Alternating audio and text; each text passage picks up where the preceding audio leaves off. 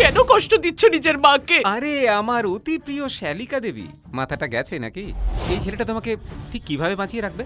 হাওয়া খাইয়ে, নাকি শুধু জল খেয়ে খেয়ে বেঁচে থাকবে? হ্যাঁ, দেখো দেখো, আবার একটা নতুন কথা শোনা গেল। এ তো গরিবও নয়, এ চোরও নয়, আরে এ তো ভিখারি রে, ভিখারি।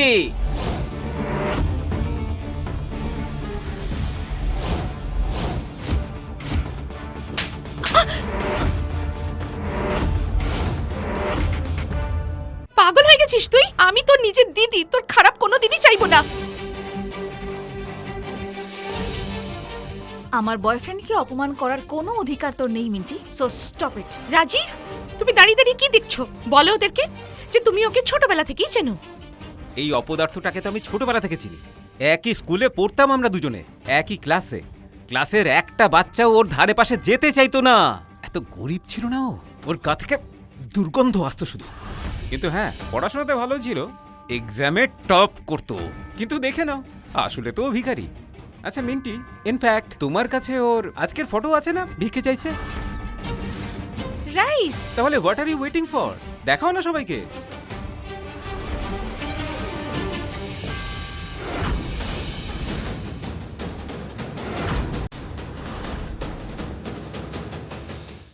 ও গড, এটা যদি সত্যি হয় তাহলে ও আমাদের কোন মিথ্যে গল্প শুনে এতক্ষণ বোকা বানাচ্ছিল? হ্যাঁ,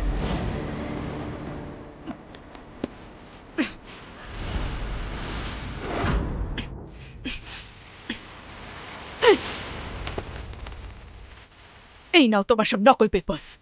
তোমার সাহস হয় কি করে আমার মেয়েকে ফাঁসানোর আর আমাকে মিথ্যে কথা বলার, আর সবার সামনে আমাকে এবং আমার পরিবারকে অপমান করার? এই পেপারটা ছেড়ে আপনার উচিত হয়নি। যখন আপনি সত্যিটা জানতে পারবেন তখন আপনি আফসোস করুন।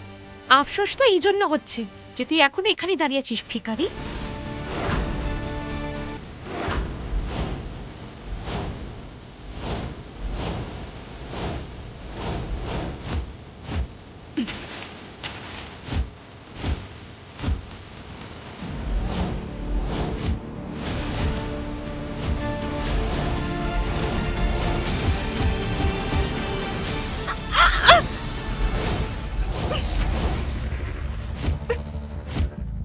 কি করছিস বলতো? আমার কিন্তু লাগছে আমি তোর নিজের দিদি হই, আর এই ভিখারির জন্য তুই নিজের দিদির উপর হাত তুলছিস। ছাড় আমাকে। আরে আরে জিয়া, তুই কি করছিস এসব? ছাড় আমায়।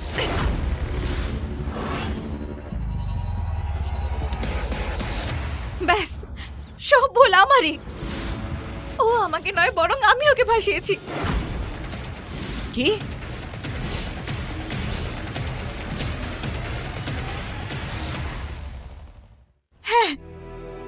হ্যাঁ, আমি ওকে টাকা দিয়ে একদিনের জন্য আমার বয়ফ্রেন্ড সেজে ওকে এখানে আসতে বলেছিলাম। সব সব সব ভুল আমার। সরি সরি ঈশান, আমি বুঝতে পারিনি যে আমার ফ্যামিলি তোমাকে এইভাবে অপমান করবে। আরে আমি তো কখন থেকে চিৎকার করে এটাই বলার চেষ্টা করছি, এদের মধ্যে আসলে কোনো সম্পর্কই নেই। এ হলো ভিখারি, আর ভিখারির ঝুলিতে কেউ কখনো নিজের মেয়েকে তুলে দেয় না। ভিখিরি হোক বা বড়লোক, যেমনই হোক, বিয়ে আমি ওকেই করব। আরে যার যা ইচ্ছে সে সেটা করতে পারে, আর কেউ আটকে দেখা কামায়। চুপ করো জিয়া। আশা, তুই এ কি শিক্ষা দিয়েছিস তোর মেয়েকে? হ্যাঁ, প্রথমে তো ও টাকা দিয়ে ভাড়া করে বয়ফ্রেন্ড নিয়ে আসলো, আর তারপরও যখন মন ভরল না তখন সবার সামনে চুমু খেলো, আর এইভাবে সবার সামনে এই সব কথা বলে আমাদের সম্মান ধুলোয় মিশিয়ে দিল মেয়েটা। বাহ জিয়া বাহ, সবার সামনে আমাদেরকে কেমন অপমানিত করলি। তো বলো তো মা, বাধ্য কে করেছে আমায়? তুমি যদি আমার ইচ্ছের বিরুদ্ধে অন্য জায়গায় আমার বিয়ে ঠিক না করতে, আমার উপর জোর না করতে, তাহলে এসব কিছু হতো? আমার দোষ?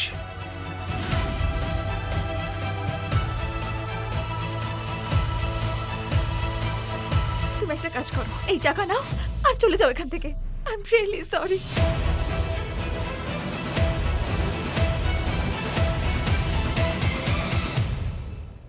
না না না না জিয়া, আমার কাছে তোমার ভালো থাকাটা ইম্পর্টেন্ট।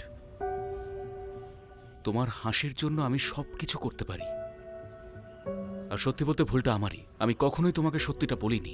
যখন মানুষ সাফল্য পেয়ে যায়, এই যেমন ধরো আমি, কোন সাফল্য? ভিক্ষা করার সাফল্য? অনেক সম্পত্তি এবং টাকা থাকা সত্ত্বেও আমি ভীষণ একা ছিলাম। এতটাই কাজে ডুবে গেছিলাম, কোনো বন্ধু ছিল না আমার। সবাই আমার পাওয়ার, স্ট্যাটাস আর টাকার জন্য ছিল। কেউ কোনোদিনই আমার মন দেখে আমাকে ভালোবাসেনি। কিন্তু আজ জিয়া, যখন সবাই আমার সাথে খারাপ ব্যবহার করেছে, তখন শুধু তুমি আমার পাশে দাঁড়িয়েছিলে। আমি ঠিক তোমার মতোই একজন মানুষকে খুঁজছিলাম, তাই আমি ভিখারির মতো সেজেছি, যাতে আমি ঠিক যেমন সেইভাবে আমাকে দেখে। আমার এই টাকার জন্য নয়। তোমার ভিক্ষা করার ছবি না এখানে সবাই দেখেছে, তাই এই অযথা নাটক না বন্ধ করো, আর আমার বোনকে বিভ্রান্ত করাও বন্ধ করো। যে তুমি বুঝতে পারছো তো আমি কি বলতে চাইছি? সরি, আমি তোমাকে এর মধ্যে জড়িয়েছি।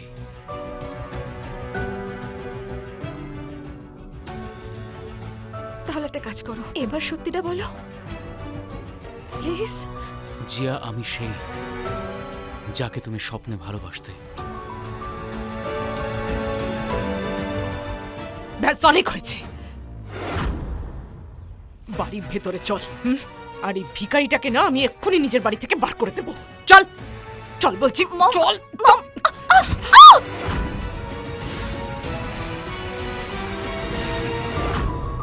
সম্পূর্ণ গল্পটি দেখার জন্য ডাউনলোড করুন পকেট এফএম অ্যাপ এখনই। লিংক নিচের ডেসক্রিপশনে।